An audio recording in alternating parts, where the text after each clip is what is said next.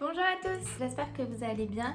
Je suis super contente de vous retrouver aujourd'hui dans cette nouvelle vidéo. Pour ceux qui me suivent sur Instagram, je vous avais demandé de me poser des questions pour que je puisse répondre à vos questions et que vous puissiez un peu mieux me connaître. Du coup, on va commencer tout de suite. J'ai sélectionné des petites questions et puis voilà, je vais y répondre dans cette vidéo. C'est parti! Alors, première question, quelles études as-tu faites? Alors d'abord pour commencer, j'ai fait un bac scientifique que j'ai eu en 2014. En fait, depuis que je suis petite, j'ai toujours voulu être kiné. J'ai toujours aimé ce métier et c'est ce qui m'a toujours plu. Donc j'ai fait un bac S en me mettant en tête que j'allais faire ce genre d'études et puis ce métier. Donc je suis partie en prépa kiné à IP Sud à Montpellier et du coup j'ai fait cette prépa pendant un an. Il se trouve que je l'ai pas du tout aimé et que ça ne me plaisait pas et en fait au fur et à mesure en réfléchissant à ce qui m'attendait derrière, je me suis rendu compte qu'en fait j'avais plus du tout envie de faire ça. Suite à ça, j'ai décidé de me réorienter dans le graphisme. Alors faut savoir qu'au début quand je me suis réorientée en soi j'y connaissais pas grand chose. Moi j'aimais bien faire de la photo et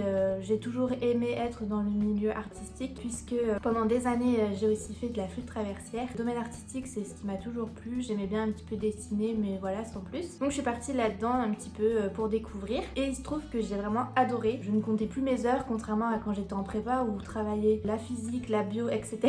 c'était assez l'horreur pour moi. Donc je suis partie en licence de design à l'université de Nîmes. Donc j'ai fait les 3 ans là-bas et c'était super cool, j'ai adoré. Ensuite je suis partie en master à Paris. Donc la première année de mon master je l'ai faite à Innov, donc sur le campus de Nanterre. J'ai pas trop aimé, j'ai pas du tout aimé même. Déjà j'ai pas aimé l'emplacement, enfin j'ai pas aimé l'endroit. Faut dire que les transports en commun, j'ai pas tant kiffé ça non plus à Paris, surtout le RER, ça me plaisait pas du tout. Donc bref, il y avait tout un schéma de stress et tout qui à chaque fois se passait dès que je devais aller à l'école. À savoir qu'en plus je faisais mon master en alternance. Cette année terminée, j'ai décidé de changer d'école et je suis partie à l'ISA dans le 13e arrondissement. Et là par contre j'ai bien aimé, c'était sympa, c'était beaucoup mieux. Et donc j'ai eu mon master de direction artistique numérique. Non. Je sais plus ce que c'est. Direction artistique digitale ou direction artistique numérique, quelque chose comme ça. Donc voilà, question suivante. On m'a demandé, donc je regarde en vrai parce que en fait j'ai mon ordi. Donc quels sont tes projets pro et perso pour 2022? Alors, j'aimerais continuer à développer ma boutique, bien sûr, essayer de faire d'autres objets, proposer encore plus de choses et que voilà, ça prenne un peu plus d'ampleur. Et pourquoi pas, mais ça c'est encore en réflexion, mais c'est vrai que j'aimerais beaucoup aussi, pourquoi pas faire des marchés ou quoi pour être un peu plus visible et puis rencontrer des gens en vrai. Cet été, quand j'étais en vacances, j'ai pu voir du coup des marchés de créateurs et c'est vrai que j'aime beaucoup. Ça m'a vachement donné envie, je trouve que c'est très sympa. Le fait d'être dans un marché, en plus en période estivale et tout ça, les gens ils sont là uniquement pour le plaisir. Généralement, c'est toujours par plaisir qu'ils achètent quelque chose chez vous. Donc pourquoi pas faire des marchés. Et bien sûr, j'aimerais continuer à développer le studio à Marion, avoir de plus en plus de clients en identité visuelle. C'est quelque chose que j'adore faire et je m'éclate. Récemment, j'ai fait un projet avec Trinket Atelier. J'ai adoré son projet, j'adore ce qu'elle fait. Et du coup, je me suis régalée à l'accompagner sur la refonte de son identité visuelle. Donc je vous mettrai quelques petites images par-ci par-là pour vous montrer du coup ce que j'ai fait. Et puis voilà, pour le moment, c'est un peu mes objectifs. Améliorer ma communication, parler d'autant plus de mes offres parce que je suis assez discrète là-dessus, je trouve. Enfin voilà, essayer de professionnaliser tout ça et en même temps d'avoir de plus en plus de clients. Voilà mes objectifs pro. Ensuite, pour mes objectifs perso, j'aimerais continuer de voyager parce que finalement, ces 2 dernières années, on n'a pas tant voyagé et c'est quelque chose que j'adore faire. Ça me manque beaucoup et du coup, là qu'on peut un petit peu recommencer à bouger, j'en profite. Donc j'aimerais beaucoup partir à Londres ou partir en Écosse et j'aimerais énormément, mais je pense pas que ce soit pour 2022, partir aux États-Unis. Ça c'est un endroit que j'aimerais vraiment voir. Donc voilà, on verra. Prochaine question. Quel a été ton parcours scolaire et professionnel? Donc scolaire, j'y ai répondu. Mon parcours professionnel, en fait, j'ai fait 2 ans d'alternance et ensuite je me suis directement lancée en freelance. Donc là, j'ai fêté, on va dire, les 1 an de l'ouverture de ma micro-entreprise. C'est tout pour le moment, il n'y a pas grand chose à dire de plus. Ensuite, donc prochaine question, ton parcours, ce qui te motive, les points négatifs de l'entrepreneuriat. Mon parcours, c'est bon, j'en ai parlé. Ce qui me motive, mais ce qui me motive, c'est de travailler pour moi, avoir le choix des projets sur lesquels je travaille, pouvoir faire des choses pour moi, quoi. C'est vraiment ça qui me motive, avoir un petit peu le luxe de choisir pour qui j'ai envie de travailler avec des personnes qui me ressemblent, qui ont les mêmes valeurs que moi, qui ont des projets passionnants et engagés. Ce que j'aime, c'est pouvoir m'investir à 100% dans les projets qu'on me confie. À chaque fois, je suis vraiment touchée qu'on me fasse confiance. Je suis trop contente et c'est vrai que je me donne tout le temps à 1000%. Ça, c'est vraiment quelque chose qui me motive, c'est vraiment pouvoir accompagner des personnes qui ont des valeurs proches des miennes et qui ont des projets qui me plaisent.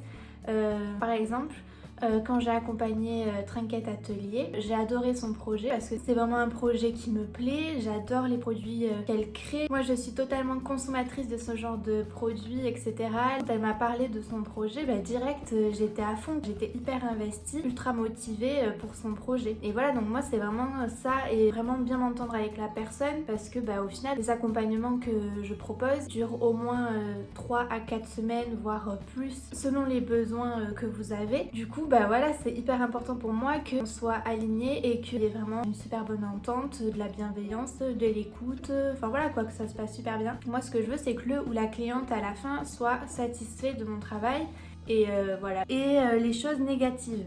Alors les choses négatives, il y en a quand même pas mal finalement, mais il y a le fait déjà de ne pas avoir de clients au début, c'est quand même dur de continuer à en avoir, parce que là finalement j'ai réussi à en avoir, mais sur le long terme il faut réussir à renouveler et en avoir. Ça c'est quelque chose de négatif, dans le sens où ça joue beaucoup sur le moral, et quand on se retrouve à ne rien avoir à faire, parce qu'en fait on a quand même toujours des choses à faire, c'est quelque chose qui est angoissant et qui est vraiment pas du tout agréable. Cette année, vers le mois de mars-avril à peu près, j'arrivais plus du tout, j'étais plus du tout motivée, j'avais plus d'inspiration, ça allait plus. J'aimais plus, j'avais pas de clients. Le fait de pas avoir d'inspiration, c'est aussi quelque chose de très dur quand on est créatif, parce que c'est horrible en fait. Vous savez pas quoi faire, y a rien qui vient, donc c'est trop dur. Et puis maintenant ça va beaucoup mieux, du coup j'ai eu des clients, et n'empêche, avoir de nouveau un rythme de travail voilà, où on a des choses à rendre, etc. Ça aide quoi, à aller mieux. Je dirais aussi qu'il y a peut-être la solitude, même si ça me dérange pas du tout d'être toute seule. Donc j'ai la chance de pouvoir avoir pas mal de contacts finalement que je me fais grâce à Instagram et grâce à la formation de la Micropreneur Academy. Donc ça c'est trop cool. Il y a un groupe avec une communauté et franchement c'est hyper cool parce que on s'entraide, il y a un soutien, on se partage nos victoires, on partage aussi ce qu'on fait et du coup on se soutient. C'est quelque chose que j'aime beaucoup et je me rends compte que ça a vraiment fait toute la différence. Quand j'ai acheté la formation, je me suis rendu compte que vraiment c'était quelque chose qui était en fait très important et qui jusqu'à maintenant me dérangeait pas, mais maintenant de savoir que j'ai des contacts et qu'il y a ce soutien, etc., et en fait c'est quand même quelque chose de très positif. Alors ensuite, autre point négatif, je réfléchis. Voilà, tout de suite j'en ai pas d'autres qui me viennent en tête. Pour moi il y a quand même que des points positifs globalement, et c'est vrai que des fois c'est dur de devoir tout porter sur soi quoi. Donc voilà. Ensuite, j'aimerais dire, ce qu'il faut arriver, c'est vraiment avoir de la persévérance et se donner à fond. C'est dur au début, c'est vraiment dur de trouver des clients. Ça arrive pas comme ça. Il faut vraiment s'en donner les moyens et travailler sur sa communication, essayer de se faire un réseau, etc. Et il faut vraiment persévérer parce que les choses mettent du temps à se mettre en place. Il faut s'en donner les moyens. Si c'est vraiment un projet qui vous tient à cœur et que vous avez envie de faire, il faut se donner à fond. Et c'est normal d'avoir des coups de mou, mais il faut toujours persévérer. Et je me pars toujours du principe que si les autres y arrivent, pourquoi moi j'y arriverai pas?